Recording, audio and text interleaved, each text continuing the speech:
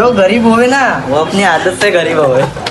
तर काय म्हणता मित्रांनो, मी एम एच बत्तीसच्या ब्लॉगर रोहित ना घेऊन आलो तुमच्यासाठी एक नवा प्रवास आणि नवा अनुभव.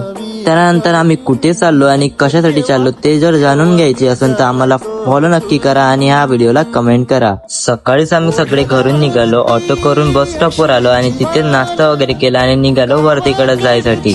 वर्धेच्या रेल्वे स्टेशन मध्ये पोहोचताच आम्हाला माहित पडलं की ट्रेन तर तब्बल 7 तास लेट होती. तर इथे 6 तास ट्रेन आमची लेट असल्यामुळे मग आमची चालू झाली मज्जा मस्ती. शेवटी तब्बल 6 तासानंतर आलीच आपली हडपसर एक्सप्रेस. गाडीमध्ये बसल्यानंतर काही आमच्या हडपसर पर्यंतचा प्रवास आमचा असा काही होता.